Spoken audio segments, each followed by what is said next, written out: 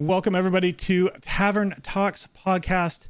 This is a podcast where we get to know people in the ESO community, content creators, artists, people who work for the company, and everything in between.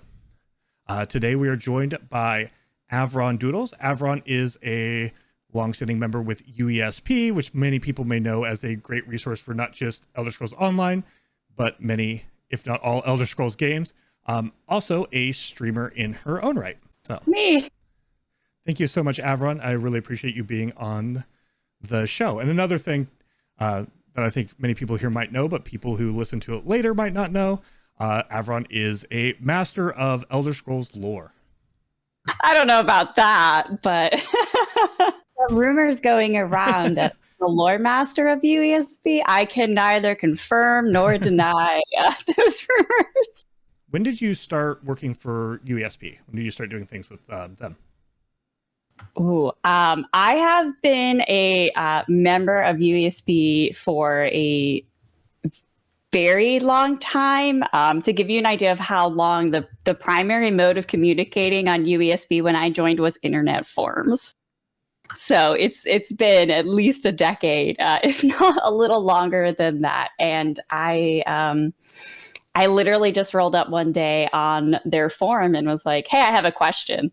And that was just sort of like the beginning of just being really engrossed in this really awesome Elder Scrolls community. And here I am today. So when it comes to streaming, I feel like your personal streaming channel is a bit newer, but you've been doing streaming with UESP for a while now. So how did you move from doing what you were doing with UESP to being one of the streamers on their channel? Yeah, so actually this summer is a year of me streaming with UESP, so that's really exciting. Back in the day when I was a little more active on UESP, I was actually really involved in the forums, but one of the biggest things I did was community building. So we had games and competitions and interviews and things like that. So that's just something I've always naturally gravitated towards. Like, I love to just be a part of something. And I just love the people that I make and the friendships that I cultivate. And of course, I love the Elder Scrolls. So, you know, what's better than getting me to hang out with a bunch of people that also love the thing that you love, right? So one day, Pylon, who is one of the other streamers on UESP, if anyone listens to the UESP podcast, they're probably really well acquainted with Pylon because he also runs that. He kind of put out this thing saying like, hey, I need some help getting the video channel started. Or would someone like to come in? And I said, well, I don't really do anything. Like, I'm retired now, right? I just kind of hang around UESP, but I wouldn't mind giving this a try. I know absolutely nothing about streaming, but why don't you like give me the 411 and I'll just try it out.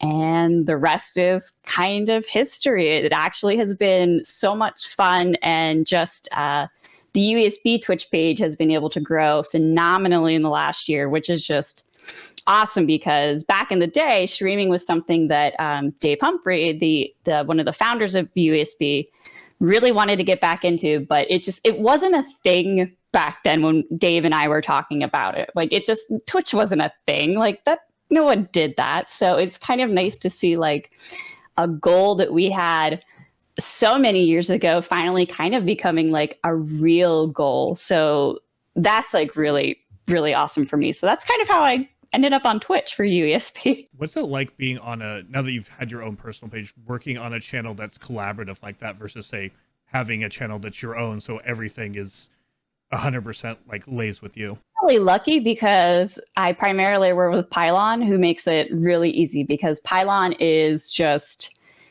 such a great guy. He has like an amazing vision. And anytime you have an idea and you come to Pylon, Pylon's never like, no, we're not doing that. Pylon's like, oh yeah, let's talk about it. Let's figure it out. So teamwork's actually really easy. And I think anyone that like works on like a team, whether it's a stream team or whatever, right? If you have a little more like ease of collaboration with your peers and they feel more like friends, it definitely makes it easier. So I don't mind it. UESP is collaborative by nature, right? We're a wiki. So first and foremost, you have to learn really quickly that, you know, there's no one person, right? It's literally a community of multiple hundreds and thousands of people. So you kind of learn how to just coexist with others.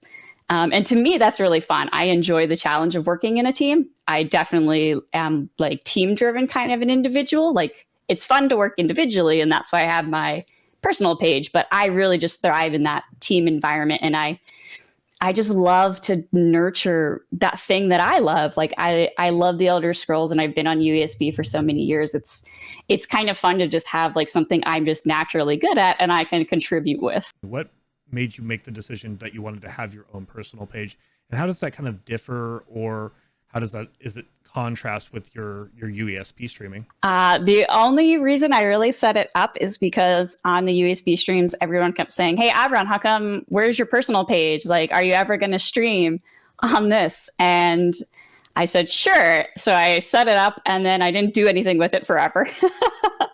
And then finally someone came by again and was like, "Avron, when are you going to stream on your page?" And I said, okay. And I just did it one day. And I just started, so it's still very small. It's like it's a little blip of just tiny yay Avron on the internet. But it's kind of fun there because I can just be unabashedly myself. Like, I have a very professional sort of filter on UESP because you have to be mindful when you've been in the community for 25 plus years, right? So you have to be mindful of the relationships you have with, say, Bethesda, ZeniMax, other community leaders. So, it's not that I have anything bad to say, but, you have to act in a certain way. And on my channel, it's just like, that's me. And I can give my opinion. I can just say things. And it's not very different from my UESP self, actually. Like, there's no Avron by day and Avron by night. It's kind of just 100% Avron all the time. But I don't have to worry about it so much, because every Saturday my brand is UESP, and if you're a streamer, so you understand the importance of brand. But on my personal page, if I don't want to have a brand, or I just want to be like just streaming for like my 5 friends, that's what I can do. And it's kind of nice to work in that environment where I'm not so worried about, what am I doing to help UESP today? And it's just kind of like, oh, what am I doing to have fun today? And I think when streaming becomes fun, other people see that, and that's when people want to hang out with you as a streamer, and your community grows. And since I'm such a community builder and nurturer at heart, that's just what I like to do. So that's kind of the difference there. But I mean, it's like saying, like, well, what's the difference between you eating an ice cream out of a bowl and ice cream on a cone, right? Like, it's still ice cream at the end of the day. It's just, one looks a little prettier, and the other one I can just shovel it in my mouth. Kind of continuing on that lines, like you said, UESP is a brand. So when you're streaming on UESP, you have to represent the brand, what it stands for, what it's been built up for over all of these years. And when you're on your own stream, it's kind of doing a lot of the same, but at the same time, it's yours. You can do what you want with it. You aren't UESP when you are just on the AvronDoodles page. Since you've started streaming on your own, you have your own brand now that you're kind of developing, even if it's very similar to the UESP. What kind of goals do you have for your personal channel? That's a great question. And I think that's something I'm still trying to figure out, because initially, like, I really just went into streaming because someone was like, "Hey, I like watching you stream. It makes my whole day." And I mean, that's a crazy high compliment you could receive, right? Like, to be like, wow, I brightened up someone's whole day by doing nothing but being me. It was kind of like eye-opening, and it was like, wow. So I'm still trying to figure that out, because people are like, well, is it going to become a job? Like, is this going to be your thing? And most people know I already have a job. I'm a teacher, right? So it's definitely not going to replace that in any way. But I think just going back to like what I originally loved so much about UESP, and why I've stayed with them for so many years. There's been years where I've been, I'm retired now. I don't have an administrator position. I don't run anything really to the extent that I used to, but just I've always been there because I love community. So I think my goal for my personal channel is really just like, that's definitely just going to be that sense of community where it's just open and it's inclusive, and it's just, we're really just there to make people feel welcomed and comfortable doing the things that they love, and just being passionate about the things that you love. I mean, like, look at me. I kind of think it's kind of tied in a little to like where my life's been the last couple of years. Like, I'm in my 30s, and somewhere in my early 30s, I was like, I'm going to start drawing. Like, why not? I'm just going to pick up a pen. I love art. I want to do art. I'm going to start drawing. And I remember like getting asked by, the Elder Scrolls Online official team, like, hey, can we use some of your art for Jester's Fest one year? And I was like, really? Like, wow. So, anything's possible. You can start anything at any point of your life. It's just like, what is it that really drives you? And like, what is it that you're passionate about? So I'm still trying to figure that out, I think, about myself, which sounds ridiculous, I guess, as an adult. But I really I love community. Like, community drives me. Community is the thing that, like, I love. Like, I love people. I love helping people. I love talking to people. Like, my job is literally to talk to people all day. And that's what I like. So I like that feeling that people have when they feel good and they feel welcomed and a part of something other than like, I'm waking up, I'm going through my day, I'm going to bed. Like, I think everyone wants to have something that they feel like it's a part of. And I think the important thing is just finding a place where you could just really be authentic. I do want to kind of talk about community, because obviously it was community that got you to go from UESP to also doing your own stream. It's community that you're really focused on. What is it about the community that really like draws you to interacting? Because you say you're really community focused and things. I'm just curious, what aspects of like interacting with people really kind of like draw you to, streaming as an avenue to connect? So everyone has a story to tell. And I think one of the reasons I like community and I love meeting people so much is because, as I'm a community grower, but I'm really a storyteller.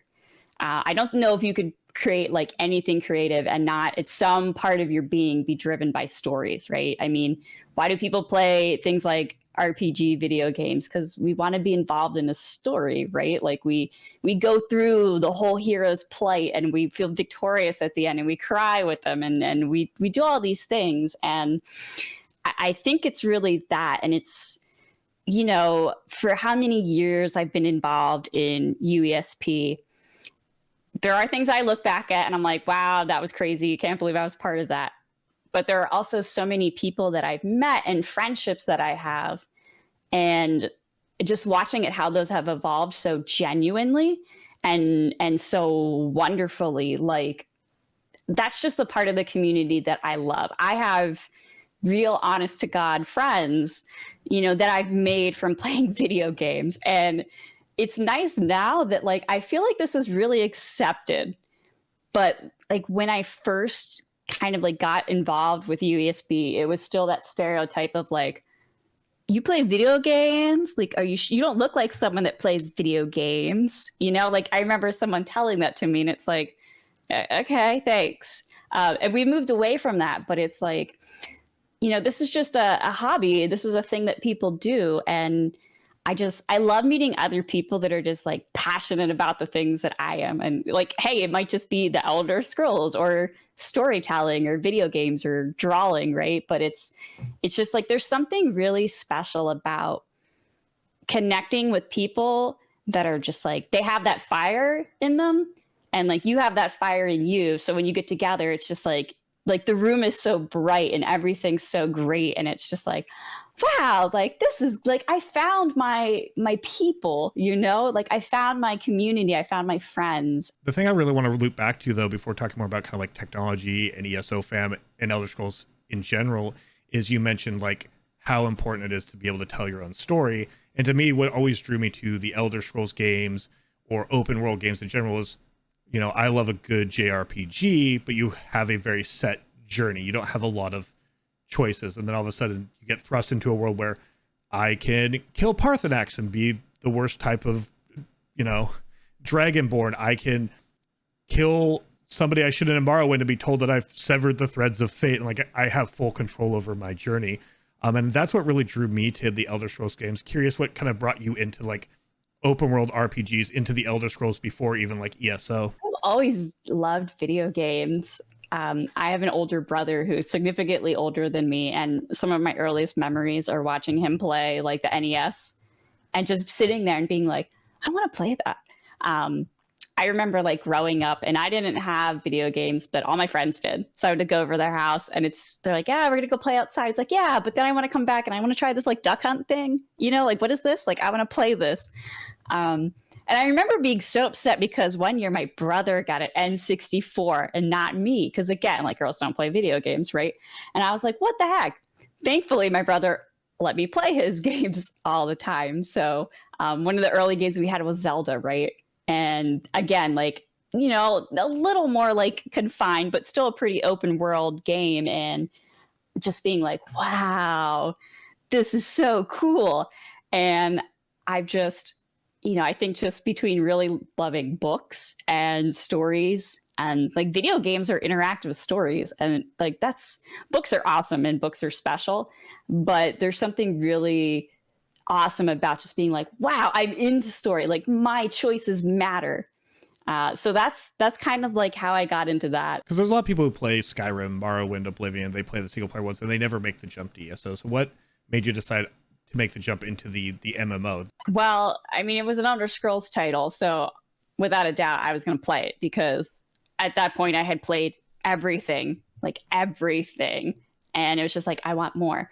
But kind of spite, actually. So when Elder Scrolls Online was announced, like even in UESP, which is probably, you know, one of the more diehard collection of Elder Scrolls fans, like it was such a 50-50 split, and half the camp was like, this is awesome, we're going to be able to go to Tamriel with friends. And then half the group was like, Elder Scrolls isn't an MMO experience. Like, it's not a multiplayer. It never will be. This is going to tank, and this is going to bomb. And, you know, I was one of the lucky ones that got, you know, an early beta code. And I was like, I'm going to play this, and I'm going to prove you all wrong, and it's going to be awesome.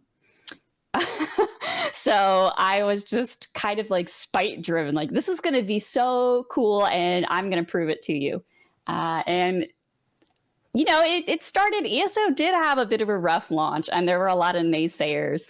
But the potential, I think, was always there. And honestly, for what it was, I've always loved the game. I mean, I love, like I said, I shamelessly love the Elder Scrolls. And just being in that environment. And it was so different from Skyrim. It was like a little brighter, because Skyrim's really, you know, if you ever go back and look at Skyrim again, you're like, oh, it's very like dark and cold, and it's got a different mood entirely. And I just remember like the first time I rolled a character and went to like early Strauss Mackay and was just like, I'm on a beach, there's a monkey, like this is awesome. And just kind of experiencing it. Like I think I was going to play it no matter what, just because it had the Elder Scrolls name attached. But I'm so glad I did, because I feel like ESO has just become something, like it's transcended into something. Not that Skyrim and Morrowind and Oblivion couldn't be, but because it's so different. It's like this great, awesome thing, but it's just so different from the single player experiences. I mean, it was just... It's awesome. What I think is really cool and how the game actually transcended was, again, community driven. Because you said you played out of spite. I played originally for similar reasons, but then I just bailed after a few months, and I didn't come back until a world of like one Tamriel, like in it being on consoles and things like that when they had changed it. But I think both ESO and Final Fantasy XIV had very rocky starts, had teams that listened to their communities and have morphed the game. They can't always listen to the community. There's always going to be something that, you know, we're passionate about the game. We'll always find little things like, I wish they'd do this, or I wish they'd fix that. Right. But at the same time, they listen, not probably more than a lot of other companies. What's been your impression as the game has changed from what it was back in the day with like veteran levels and not as much control to what we have now with companions and everything? Like there's been a lot of changes. The game has morphed a lot. I'm curious, as somebody who's kind of seen it all the way through, what your take is. Maybe this is naive to say, but I love it. I think the whole journey has been phenomenal. And I think Elder Scrolls Online is definitely a labor of love. And it's really great to see the growth, because anyone that makes something or is a part of something, we all have those moments where you're like, this is going to be so great, or maybe it's not going to be great, but like it has the potential. And then you roll it out and you're like, okay, maybe we should have thought this through. Maybe I should have fixed this. Maybe I should have done this better. And a lot of people, it's so easy just to be like, oh, well, it was a dud, and walk away. And, you know, like the ZeniMax team didn't do that. You know, they could have just been like, who cares? Whatever, it is what it is. If people don't like it, they won't play it. Right. but they really worked hard to kind of be like, this is what it could be, this is the potential, and they were able to kind of get it that way, over time. And I think everything that we've seen has just been sort of like proof to that, of if you enjoy it and you can feel like the commitment and the love that they put into it, I mean, what's not to enjoy? I still enjoy this game. I enjoy it a ton. I mean, like my husband jokes sometimes, it's like, wow, like you really love this game, don't you? It's like, yeah, I do. I really do, because I enjoy it. But I think I enjoy it not just because, it's story driven and it's an Elder Scrolls game and it's just beautiful to look at, but you can really feel like, I feel that it's a labor of love. I can tell that the team behind this, like, they care about their product. In 2015 and 16, when we got Orsinium and Dark Brotherhood and Thieves Guild DLCs, they brought on an actual lore master to work the lore into the rest of the games. Not that the base game isn't good, it is very good, it's fully voice acted, but they really started getting deeper into connecting the lore with Orsinium. As somebody who loves lore yourself, I'm curious what draws you to the Elder Scrolls lore. What's your take on how kind of ESO fits into that lore? Ooh, that's a great question. I wasn't prepared for that. Honestly, I think it's just interesting. It's so complex, and especially if you look at it from a storytelling point of view, I think like the beautiful thing about the lore in this game is that it really does depend on perspective and who you are and like whose story are you telling. And not only that, but just like there's this inevitable fact, and it even happens in our world, right? It's like history is told by a certain view of certain people, right? And if you want to dig down further, you start to get very wishy-washy and little, gray. And Elder Scrolls is a really interesting, complex world. And I think part of the reason why I like it is just because I got so involved in these darn games, and it was like, well, where else are you going to go except for the lore rabbit hole? So now I'm, mistakenly being called the lore master. But I think it was just an inevitable kind of progression for me. Like, oh, well, I'm already in Morrowind. What's Morrowind? Oh, let me go read this page about it. Oh, wow, look, a book. Oh, let me read the book. Oh, what is it talking about in the book? And it's just a rabbit hole from there. It really is a rabbit hole. So as somebody who does a lot of different content within the Elder Scrolls Online, there's so much to do. There's trials, dungeons, questing, PvP, housing, fashion, and the list, roleplay, and the list goes on. What is your personal favorite thing to do? Probably 4-man dungeons. I mean, I'm definitely like a quest person, obviously being the story lover, right? And that, but 4-man dungeons are just my favorite thing to do. Every Wednesday I get together with friends and we do progression. Like we're progging through every single achievement in every 4-man dungeon. I live for the challenge. I love to test myself in my role. I love like how it's like a challenge, but there's a story embedded into it. It's like, ooh, it's the best. It's that competitive side of Avron, and it's that story lover side of Avron. So it's like 4-man dungeons all the way. You mentioned it earlier. Everybody sees the hashtag ESOFam. Obviously, the hashtag ESOFam is a way for us to kind of all connect with each other, be as artists, streamers, role players, whatever the case is. And it kind of means a little bit different things to everybody who uses it. What does hashtag ESOFam mean to you? It's just, it's potential. And I say that because just thinking about myself, and like I mentioned earlier, right, like wanting to draw and starting from scratch and learning and struggling and being like, oh, how do I even post this on the internet and share this with people?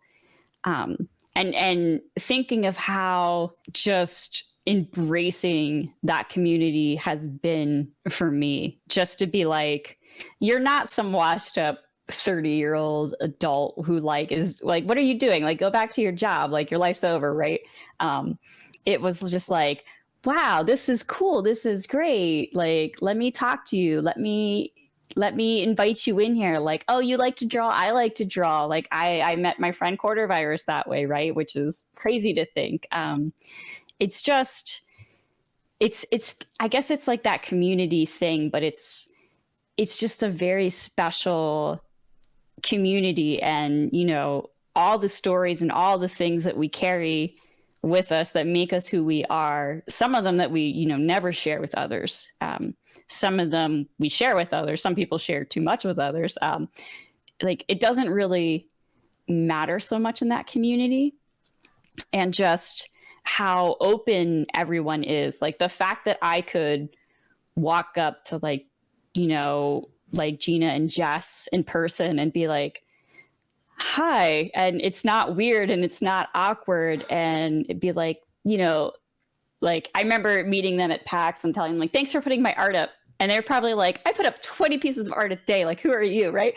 But they weren't like that. They're like, oh yeah, like it was so, and they were like, which one was it? And I told them, and they were like, oh, I remember it was this for that. Yeah, that's so cool. And like, that was probably a really normal interaction for them, but like, they could have never have known how much that really meant to me. And it's just like, wow, like, how do you even put that into words, right? It makes me emotional just like talking about it. And it's just like, it's so warm. And I guess it's just that warmth and that potential. And I just like, when I think of ESO fam, true ESO fam, people that really like are ESO fam, it's kind of that. It's like, we love it. We're critical when we need to be critical, but it's like, it's all like that labor of love, and just like, they kind of see that in people. And if you can rise to that occasion, like, it's so nice. It's just so warm. That's kind of ESO fam to me, I guess. So before we move out of ESO into some other questions, we have a couple rapid fire questions. Oh no. Of the 10 core playable races in ESO, which is the best race? Imperial. Wow. Okay. I didn't even say Altmer. Aren't you all surprised? Of all the regions in ESO, which one would you live in if you had to live in Tamriel? Probably Skingrad. I mean, they have like wine. What else do you need, right? If you could add a race to ESO, which would it be? Probably the Malmer, the Sea Elves. Thalmor did nothing wrong, are a great example, are Scourge of the Earth. Second era Thalmor did nothing wrong. Okay, limited to the second era. Era, on the other hand, they're a little complicated. Yeah, don't come at me like that, Loctavian. All right, two more rapid fires. If you could add one more were creature to the game that are both lore exists, would you pick were boar or were shark? Were shark all the way. Who is the best Daedric prince? I mean, we totally had a lore sports about this, but I don't know. I don't even have, like, when I think about that, there's no rapid fire answer that comes to my mind. Is that bad? Just like, yeah, sure. Hermaeus Mora, why not? Somebody who, like you said, doesn't, retired, but did a lot with UESP, still streams for them, has your own stream. Even if it's not regarding streaming, like playing MMOs or games in general, how do you combat burnout, or how do you deal with it when you feel burnt out? Burnout's a really important thing, and I don't think that's something that gets talked about enough in any field, whether it's, I think people associate burnout with things that you work on, like jobs. There's totally burnout from hobbies, and there's burnout from our passions and things that we love too. I know, one of the big reasons I stepped back from UESP is because of burnout, which I don't think a lot of people realize. Like, there were a lot of things going on in my life at the time. So just being like, hey, I'm going to retire. Like, I've been here forever, it's kind of just like, oh, okay. Like, it seemed natural, but it was definitely burnout. And I think the one thing that if I knew now, I would go back and tell myself back then is like, burnout's natural. Like, and I think the problem that happens is if you're a really passionate person and like, you like community and you like building things and you like nurturing things, when you're burnt out, it almost feels like you're a failure and you're letting them down in some way. Because like, I mean, there was a point on UESP, like I was in charge of the forums, I was doing competitions, I started social media, I was running social media, it just became like so much, and it was just like, it was just utter burnout. And back then, like, I didn't know what to do, and it was just like, I have to retreat. So I just retreated. I was like, I retired. That's it. Like, see ya. Avron's out for a little bit.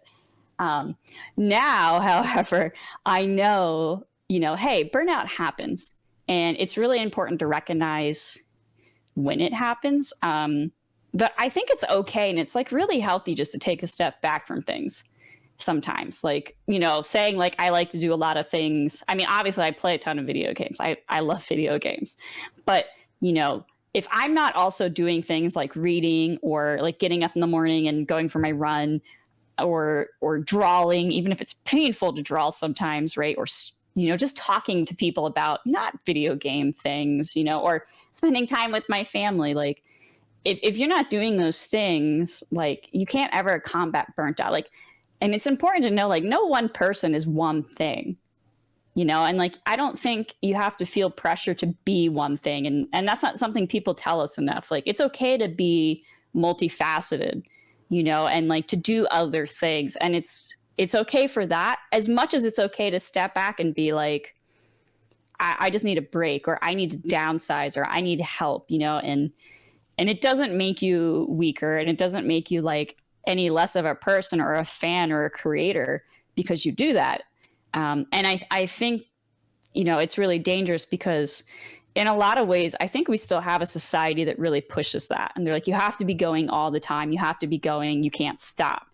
And like, that's not really healthy long term, you know? So like, I just try to balance it with, when I'm not feeling it, I just tell people, you know, it's like, I'm not feeling this today. Like, I don't want to like get on voice comm and like do dungeons. I'm just going to go like read a book or sit on the couch or something. I guess the best term is, everybody says like, you got to be on the grind. You have to have your side hustles. Like, it's always about hustling and grinding, and those things are good. But also, if you don't take time for yourself, then it's very easy like burn out and not taking that time to balance yourself out. I also want to talk about something I think is very important to mental health. You've mentioned a little bit, support networks. I think it's very important for people to have support networks, whether you're a streamer, whether you're an artist, no matter what you're doing in life.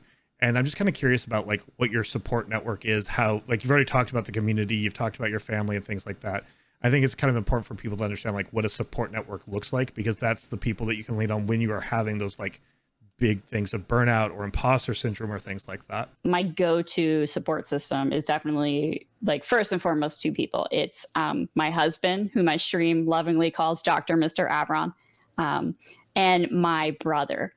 And like, anytime I'm doubtful of myself, those are the people that definitely show up for me. And they give you that hard truth sometimes. And sometimes it's like, yeah, you done messed up. How you going to fix it? You know, like, pull yourself together. And sometimes it's just those little things. Like, my brother like totally showed up for everything I've ever drawn, everything I've ever doodled, right? And he's funny because he was like, I remember when you were a kid and you used to just love drawing. He's like, but life didn't work out that way. You didn't get to pursue that.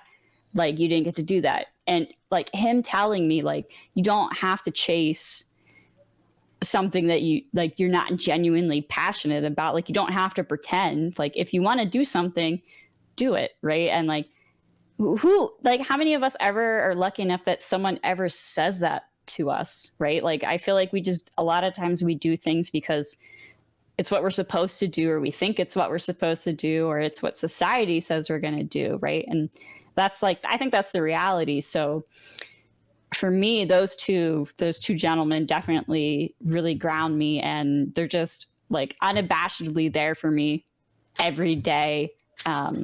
And I'm lucky that it's my family. Like, I know not everyone has that privilege, but I really lucked out. I have a great brother, and of course I have a great husband too. So that's first and foremost like them, and then, you know, it trickles down from there. But they're like the people holding Avron up and together.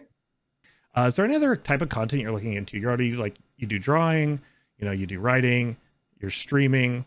You know, you have a lot of these things that you're doing on top of also teaching. I'm just curious if you have planned to like maybe break into like YouTube or other things like that. I always look at those things and it's just like, that would be so good. Like, I know I've been bouncing around with a couple of people the idea of doing a video series, either through UESP or through whatever else too, of the story quests and dungeons, because a lot of people complain like, man, I go to a dungeon and some like people race through, I don't get to read the story, I don't know what's happening in Fungal Grotto 1, right? So like, that's something maybe potential I'd like to do, but I mean, this is still like really hobby based for me, and I'm always limited by time. You know, you mentioned being a teacher, especially in the States, all the other hobbies you have. how do you strive to have work-life balance? Because one of the hardest things, no matter what your job is, no matter what your hobbies are, your family, your friends, there's so many things. Doesn't matter who you are, what your career is. It's always hard to kind of maintain a work-life balance. I think a lot of it is just remembering I'm a real person. Like, I'm not a robot. No, I'm really lucky. I think it was my second year of teaching, and I remember like sitting in my classroom, and I had like all these folders in front of me, and I'm working on papers, and it's like 6:30 a.m. and I'm already I'm the first one in the school. I beat the janitor, and that was me for like a long time. And when the IT workers walked by and just kind of stopped at my door, and they're like, "Miss Avron, you know that all that work's going to be there tomorrow too, right?" And I was just like, "Yeah." And they said, "Okay, just remember that," and just walked away. And I was just kind of like, all right, but that didn't sink in for a long time. And I think it's because of what we were talking about earlier. Like, everyone wants you to grind, no matter where you are. You have to grind. Like, grinding's the it word. It's the thing to do. And like, that's unrealistic. And it didn't make me a better teacher. What made me a better teacher was being really just myself and like realistic and about my expectations and my work. And I think kind of realizing that too is like, you get more comfortable with the no word, which is a word a lot of people don't like. I'm very good now at saying no. So it's like, I can't do that, or I'm not going to do that, or just no, or just being realistic and being like, this isn't working out for me. Here's why. And I think that plays a lot into work-life balance. But if anyone out there knows how to do work-life balance, please come and hit me up, because I'm still trying to figure it out. But I think just trying to remember, like, I'm a person. I need time to reset. I need time to figure things out. And bouncing is hard, and it's not easy. At the end of the day, the things that make me, like that storytelling part, right? Those are the things that make me really good at my job too. So, that's kind of like my love of community helps me too a lot when I'm in my classroom, because my classroom becomes its own community in its own way, and it becomes this authentic thing. And nothing is like weirder than your teacher admitting that they play video games, and you're like, "Are you for real, miss?" So that's just, I just remind myself that like what I'm doing for myself, but I'm doing it for the people I interact with at work too. And it like, me burning out isn't just like, oh, Avron's burnt out. It's, oh man, now Avron's burnt out, and like everybody here suffers too. So it's kind of like, for me, it's like I just tell myself I have that social responsibility to like try to balance my life as much as possible, but I'm still really bad at it. Thank you so much for that. I have a few rapid fire questions that have come up on the channel and the podcast over the months. First, can pineapple go on pizza? No, absolutely not. Is a Pop-Tart a ravioli? What? No, I don't think so. I've never thought about it. I don't know. It comes up a lot. What do you pour? What do you pour first, the cereal or the milk? Oh, this is gonna make me lose a lot of fans. I eat my cereal dry. That is better than milk first. If you bake two separate lasagnas and then you put them on one on top of the other, do you have one or two lasagnas? One giant, amazing lasagna. Is there any game you're really looking forward to that's coming out? There's actually two. So definitely Breath of the Wild 2, if I ever get through Breath of the Wild 1. But I love simulator games, and there's this game that it hasn't really quite been announced yet, but they're working on it, called Paralives, and it's going to be like the competition for The Sims. And you know me, I'm all about like, yeah, I want to see this be awesome. I'm that spiteful kind of person. Like, I really can't wait for Paralives. I think it's going to be cool. Thank you so much, Avron, for being here. We've already kind of shouted out UESP, which you stream on Saturdays there. You have your own channel, AvronDoodles. Avron, you have a great rest of your day. Thanks so much, Locktaven. It was so much fun. Thanks for having me on your podcast.